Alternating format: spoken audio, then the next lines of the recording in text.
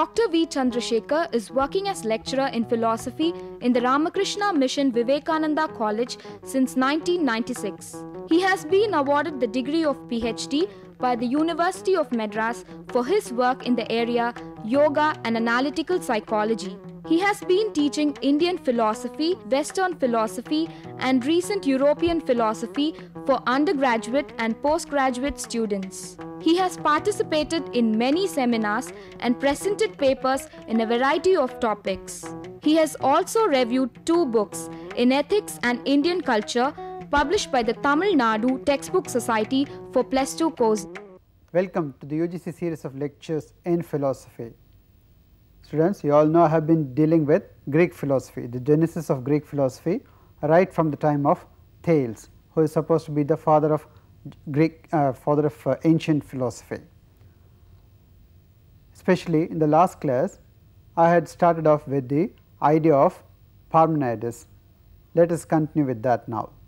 Students, this talk will be a continuation of the transition of Greek thought from metaphysics to positive science. We all know Parmenides, I had shown you in the last class itself, he belongs to a place called Aelia in Greece. Of course, as I had told you in the early class, Greece of that time is not what we find right now. It comprises of various cities, city-states now which form part of Italy, Sicily, Turkey, etc. Now, if you see the slide now, this is the place called Aelia. Of course, you all know that all this place belongs to Greece at that time. So, this Aelia is the birthplace of Parmenides, who was born in the year 514 BC. Now, when I was dealing with the philosophy of Parmenides, I told you that Parmenides talks of reality, however different from the Ionian thinkers. In the case of the Ionian thinkers, especially Thales, Anaximander, Anaximenes, etc., they all dealt with what the ultimate reality is and tried to give a cosmology of their own by saying that the world has come out of a particular element, namely water or air or whatever it is like that. When we are talking of the Ionian thinkers, some of them, especially Thales, Anaximenes and Anaximander, try to talk of reality in terms of some elements like water, air, etc. In fact, they try to give a cosmology wherein they try to say that the world has come out of water. This is what Thales said. Then of course, Anaximenes said that the world has come out of air. They try to give a cosmology. We have seen that in the earlier classes. But with respect to Parmenides, he is not trying to give a cosmology directly. Instead, he talks of what is real. To him, reality is that which is, which does not change, which does not become. He calls it as being. That part we have dealt with in last class. I will just in a concise manner give you what the idea of Parmenides is with respect to being. Let us look into the slide now. Now, being, Parmenides says, is absolutely imperishable. Number 2, being has neither beginning nor end. Why does he say so? To Parmenides, being is that which never changes. Change is part of becoming.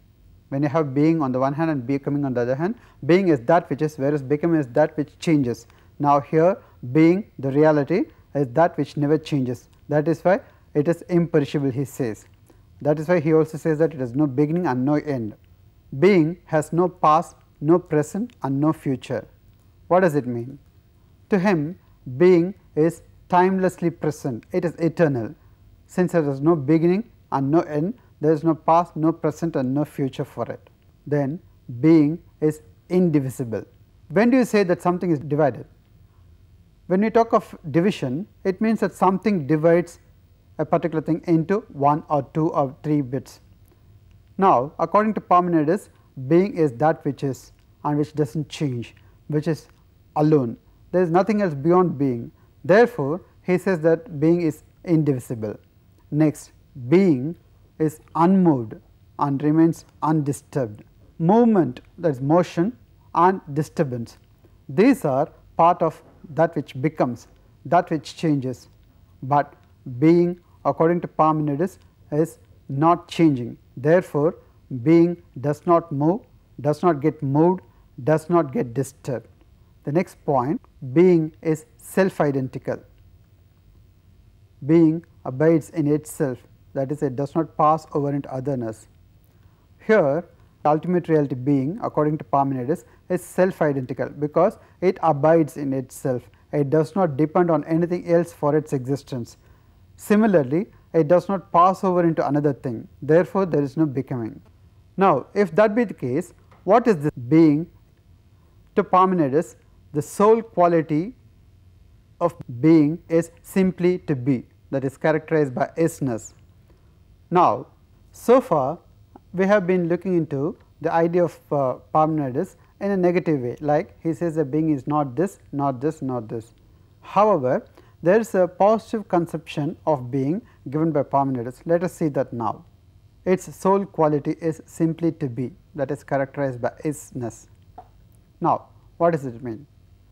Parmenides, though he talks of being as being self-abiding, as being within itself, does not change, does not occupy, does not have past, present, future, still he tries to give a positive picture of being, saying that being is that which is.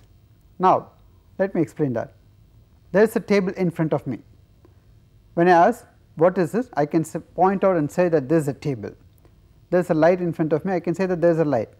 But can you do the same thing about being? Parmenides says that you cannot point out and show something to be being, but being exists. In order to emphasize the point that being exists, he says he characterizes it as isness.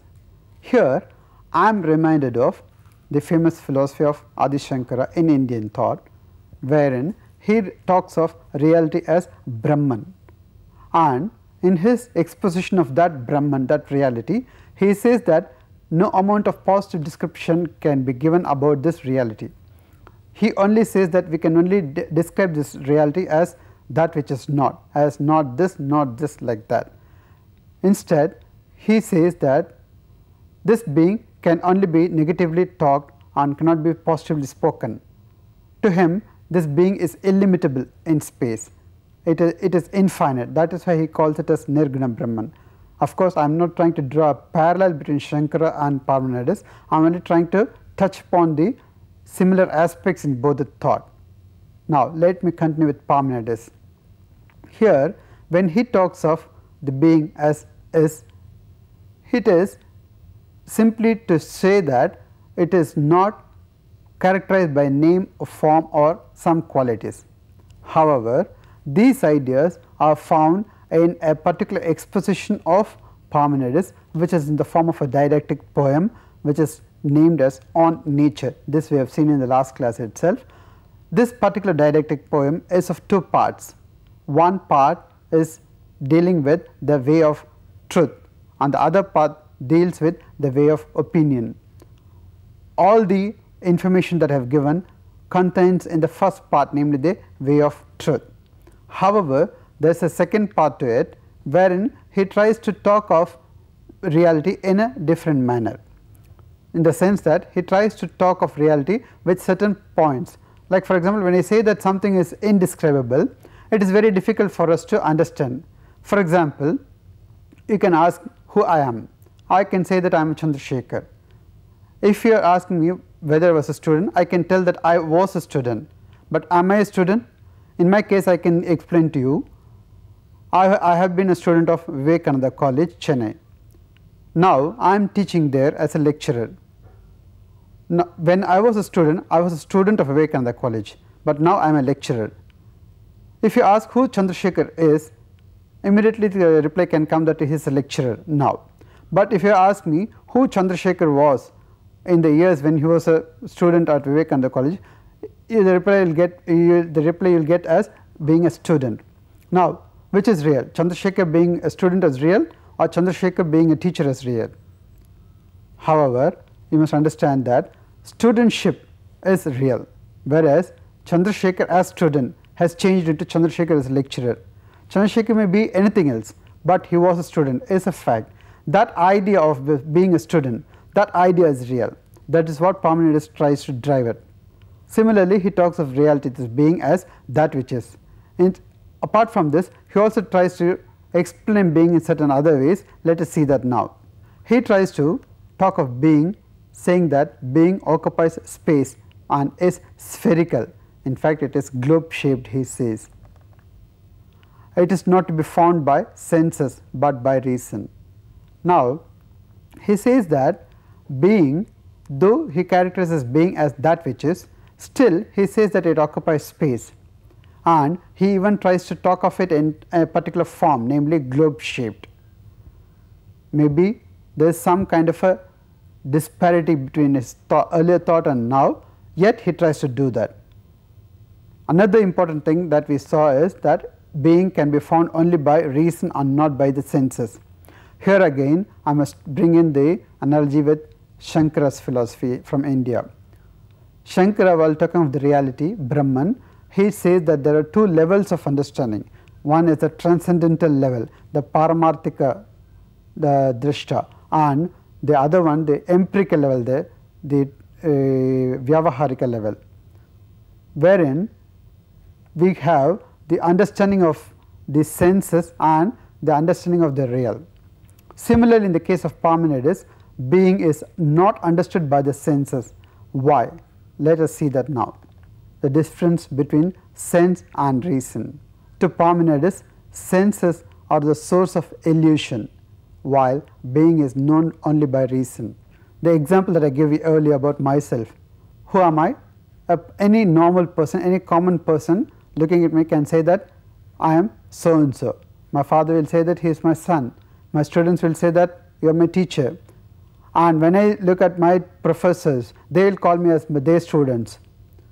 Now, this is based on the appearance, based on the senses. But who am I? That cannot be known by the senses. That can be known only by reason. This is what Parmenides tries to drive at with respect to being. Being, he says, cannot be understood in terms of the senses.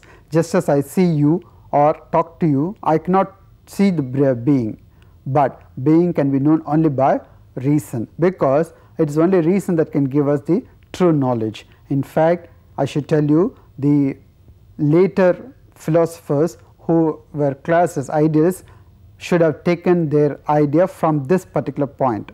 The second part of this poem seems to propound the theory that the sense world is composed of two opposites, hot and cold, and light and darkness.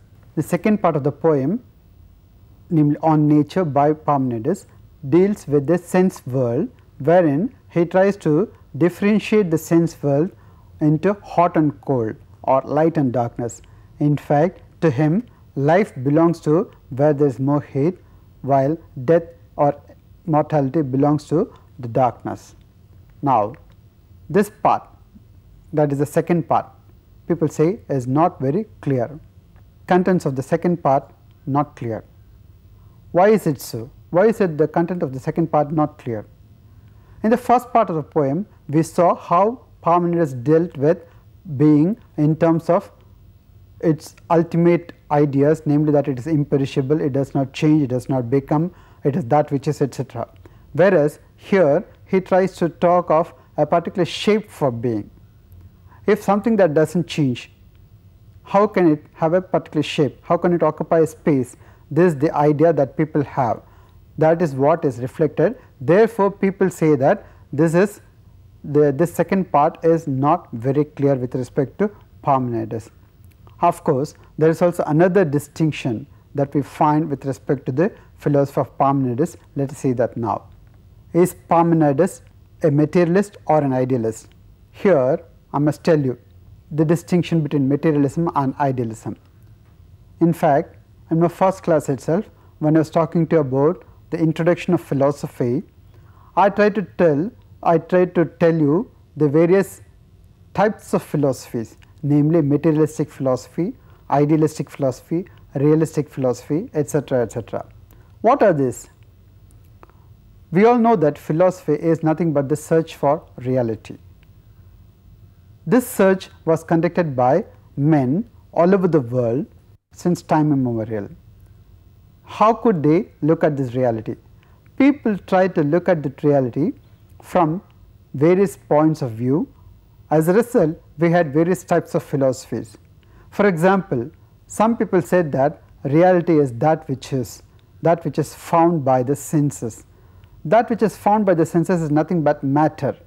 people who felt that matter alone is real is known as materialists. However, there are also other philosophers who found that matter that is found by the senses is not real. Instead, they try to talk of reality in terms of an idea. As I told you earlier, X being a student of a college, Y being a student of college is something that is pertaining to the senses, whereas what is a student? Can we define who a student is? I can give some definition in terms of words, but when I ask you who is Chandrasekhar, you can point at Chandrasekhar, but when I ask you to tell what a student is, who a student is, you cannot tell. However, student, being a student is real. This is the idea, that is the idea is real, namely a table. I have a table in front of me. Now there is a table in the dining hall which is called as a dining table. We have a reception table, we have a table for writing. Now these tables are particular tables, each table is different from the other. They are either real or unreal. We say that it is unreal. How is it? Let us see now in the next part. Now, as I told you, materialism is a view that matter alone is real. Idealism is the view that idea alone is real. Now, where can we classify Parmenides? Is Parmenides' view materialistic or idealistic? Because I have been telling you that the being, what Parmenides talks of, can be understood only by reason, cannot be pointed out by the senses. Yet he talks of being as having a particular shape, occupying space. Therefore, of course, one thing we must remember, Parmenides never thought of his philosophy as being idealistic or materialistic, because this distinction of materialism and idealism was not there at the time of Parmenides. It is only with the time of the other thinkers who came after Parmenides the difference took place. Therefore, he is not aware of it. However, the later philosophers tried to classify Parmenides' thought in terms of their own understanding. Some say that his philosophy is idealistic and some say that his philosophy is materialistic. Why do they say so? Let us see that now. Parmenides held the view that being occupies a space and that it is finite, spherical and globe shaped. Melissus considered being to be extending in space illimitably. Now, Parmenides, though talks of being in terms of abiding by itself, though talks of being as not changing, yet he says that being occupies space and that it is finite and that it has got a shape. Apart from Parmenides, Melissus, who is an younger adherent of the Eleatic school, he talks of being, following Parmenides, as that which is, and which alone is real, that there is nothing beyond this being. Only difference between Parmenides and Melissus is that he talks of being as extending illimitably. He does not talk of it as globe shaped, instead he says it is extending illimitably in space, which means that they are trying to characterize being in terms of space. Therefore, some thinkers, later thinkers, classify Parmenides' thought to be materialistic. Let us see the slide now. This was understood as bringing out a materialistic view. However, I must tell you, some thinkers did talk of Parmenides' thought to be idealistic. Let us see that now. Since being is neither this nor that, but characterized simply as is, and since Parmenides considers the senses as a source of illusion, some scholars held Parmenides to be an idealist. Now, as I told you earlier, Parmenides talks of being not as this being or that being, instead as being, that which is. Similarly, he also says that senses are the sources of illusion, whereas being can be understood only by reason. This thought, as I told you earlier, is being followed by the idealistic thinkers of the present day, right from the 19th century. Of course, even prior to that we had Plato. Now, these people, they take Parmenidean thought to be idealistic. But what is the real thought of Parmenides? Is his thought idealistic or is it materialistic? As I told you earlier, we cannot come to a clear conclusion about it, because many parts of his poem, the didactic poem on nature, is lost. Only few of it is available, and whatever characterization that we have got is only from that part as understood by Plato and others. That is what we have now, but the whole poem is not available to us, only fragment of the poem is available. So, as a result, we do not know exactly whether he is an idealist or a realist. However, we can tell one thing: the distinction between idealism and materialism was not known to Parmenides. This came up at a much later time. Now, there are thinkers who developed on the view of Parmenides, namely that being has a particular shape and occupies space. They are the atomists of the Greek era, and there are thinkers who developed on the idea that reason alone can give us knowledge about reality, like Plato and others. Let us see who they are.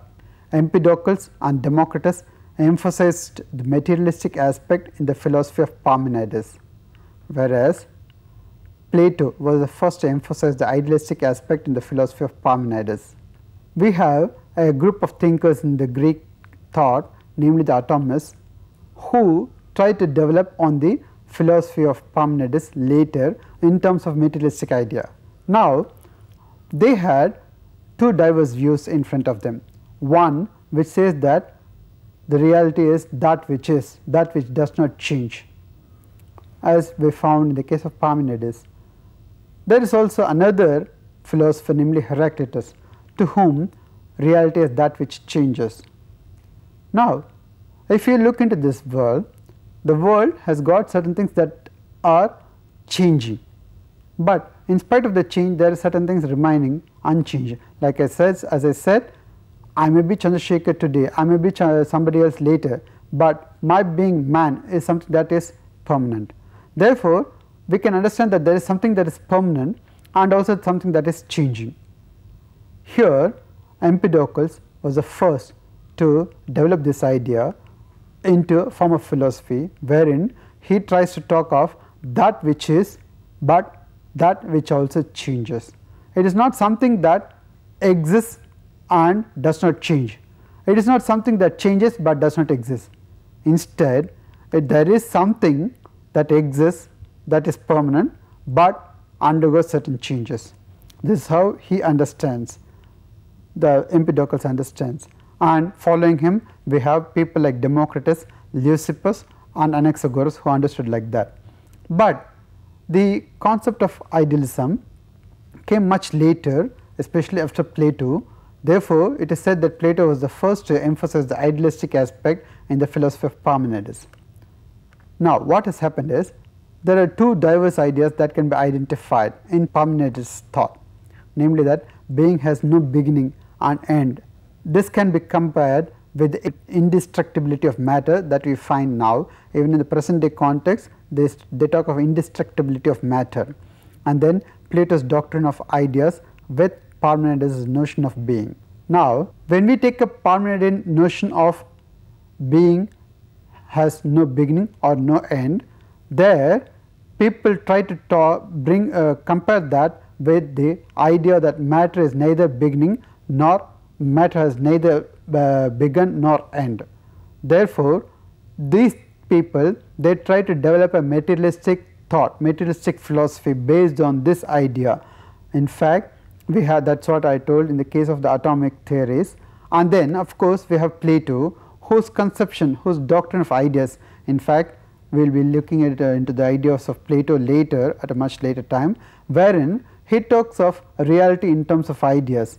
As I told you earlier, the table can be a dining table or a reception table or a reading table, but what a table is, it is not this table or that table. A dining table may be different in shape, in size and in purpose when compared to a reception table. But what a table is, when you talk of a table, table is that which has got four legs and a top, a surface, a hard surface. Now, this particular idea of table is real. You take up a dining table or any other table, they may be different in purpose and shape, but the idea is the same. Therefore, they say that idea is real. This is how Plato goes further, which we will be dealing in the later classes. With this, we will just summarize what we have so far said. and of course, later on in the next class I will be dealing with Empedocles. I will start with Empedocles. So, first of all we will be dealing with the materialistic side interpretation of the Parmenidean thought and then go into the idealistic thought. So, we will start with Empedocles and then Anaxagoras and others in the next class from the next class onwards. Let us summarize what we have done so far for today. Today's we saw the transition of Greek thought from metaphysics to positive science, especially continuation of the discussion on Parmenides' view and discussed whether Parmenides is a materialist. I think this is enough for the as a summary for this present class. Let me give you some model questions. Can we call Parmenides a materialist or an idealist? Substantiate your views. Number 2, can we say that Parmenides describes being negatively? Give explanation. Students, let us meet in the next class and continue with Empedocles. Thank you.